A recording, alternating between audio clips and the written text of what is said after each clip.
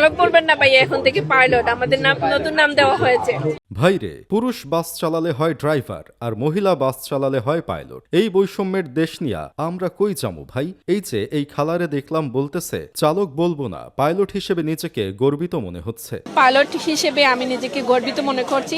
তা খালা, আপনাদের বাস কি আকাশে উড়ে নাকি যে আপনারা বাসের পাইলট দাবি করছেন নিজেদের? আসলে বাংলাদেশে জন্ম নিয়েছি বলেই হয়তো পাতালের পাইলট দেখতে পেলাম। আপনারা জানেন সরকার থেকে মহিলাদের জন্য পিঙ্ক কালারের বাস সার্ভিস চালু করা হয়েছে। এটা অবশ্যই একটি ভালো ধরনের উদ্যোগ। যেখানে পাবলিক বাসে মেয়েরা চলাফেরা করলে অনেক ধরনের বাজে পরিস্থিতির শিকার হয়, সেখানে তাদের জন্য আলাদা বাস করাটা প্রশংসনীয়। তবে বিশ্বের কোনো দেশেই হয়তো এমন সিস্টেম নেই। শুধু আমাদের দেশে এমনটা করতে হয় কারণ আমরা জাতি হিসেবে খারাপ এক জাতি। তবে এত ভালো উদ্যোগ নিলেন কিন্তু পুরান ফিটনেস ছাড়া বাসগুলোকেই রং করে চালিয়ে দিলেন, তাহলে কেমন হলো? এই আপার বাসের গিয়ার চেঞ্জ করতে 12টা বেজে যাচ্ছে। এমনিতেই তো শহরে ফিটনেসবিহীন বাসের অভাব নাই। আপনারাও যদি এখন নতুন প্রকল্পে ফিটনেসবিহীন বাস নামিয়ে দেন বাহিরে রং করে, তাহলে কেমন হলো? মহিলা বাস সার্ভিস নিয়ে আবার আমার বন্ধুর কিছু অভিযোগ আছে। তার অভিযোগ হচ্ছে এমনি সাধারণ বাসে যেমন মহিলা সিট থাকে তেমনি এখন মহিলা বাসে ড্রাইভারের পাশে পুরুষ সিট সংরক্ষণ করে দেওয়া হোক।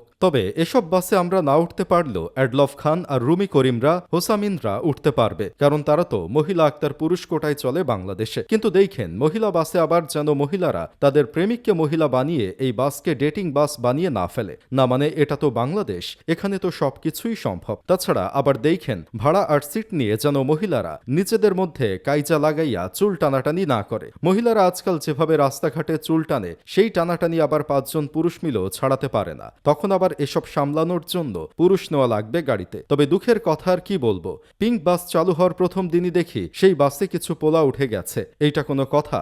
ভাই, তোরা কি নিজেদের মহিলা মনে করে বাসে উঠে গেছলি নাকি? এরা আসলে সেই লোক যারা সাধারণ বাসে মহিলাদের সংরক্ষিত সিটে গিয়ে বসে। আসলে এটা বাংলাদেশ, এখানে সবকিছুই সম্ভব। শুধুমাত্র এখানে কখনো ডিসিপ্লিন জিনিসটাই মেনে চলা সম্ভব না। প্রথম দিন মহিলা বাস রাস্তায় নামার সাথে সাথেই দেখলাম বলাকা বাস একটা ধাক্কা মেরে দিয়ে জরিমানা খেয়েছে। মানে যেখানে নাকি মহিলারা বাস চালাতে পারবে না বলে কথা হচ্ছে, সেখানে পুরুষ বাসেরাই ধাক্কা দিচ্ছে। আসলে নারী বাসের ড্রাইভাররা তো প্রশিক্ষণ নিয়ে আসছে, আর শহরে যেসব বাস চলে সেসব বাসের ড্রাইভারের কয়জনের এমন প্রশিক্ষণ আছে? যদি ধরতে চান পাবেন না একজনও। তাছাড়া নেশা ফেশা করে গাড়ি চালিয়ে একাকার করে ফেলতেছে। এইসব বলাকা, রায়দা, মিডলাইন, প্রজাপতি বাসের সিন্ডিকেটে সরকারি বাস চলতে অনেক অসুবিধাই পোহাতে হবে। এর থেকে বাঁচতে হলে সরকারের কঠিন পদক্ষেপ নিতে হবে এবং ফিটনেসবিহীন বাস চলতে দেওয়া যাবে না। সরকার কঠিন না হলে দেখবেন সিন্ডিকেটের তলায় এই বাস হারিয়ে গেছে। এমনকি কয়দিন পর এই পিঙ্ক বাস সার্বজনীন বাস হয়ে যেতেও সময় লাগবে না।